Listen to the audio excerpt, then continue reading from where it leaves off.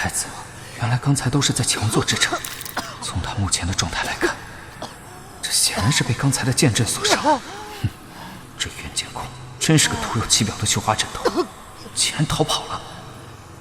话说回来，红粉太子的法衣虽是一件灵器，但同时遭到那么多飞剑斩杀，看来对他的打击也是不轻的，说明这件法衣也接近极限了。现在只要飞剑运用得当，还是有机会干掉他的。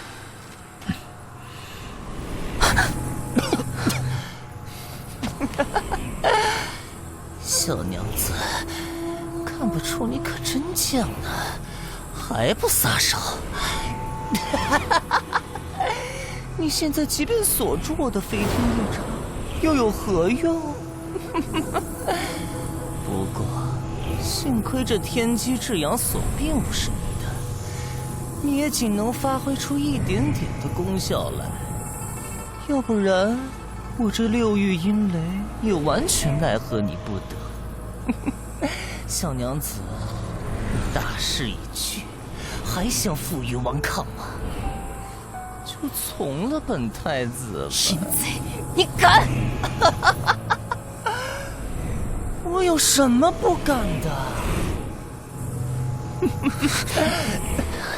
我把你请走，等我身上的伤好了，再好好的享用一番。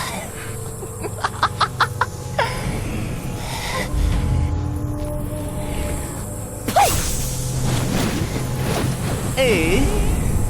哎，水火猪，小小把戏上不得台面。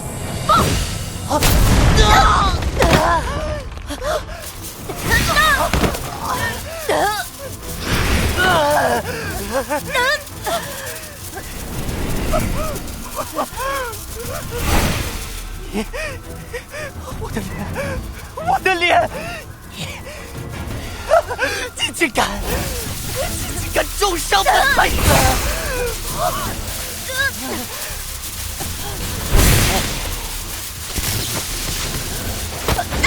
死路！本太子要吸干你的姻缘！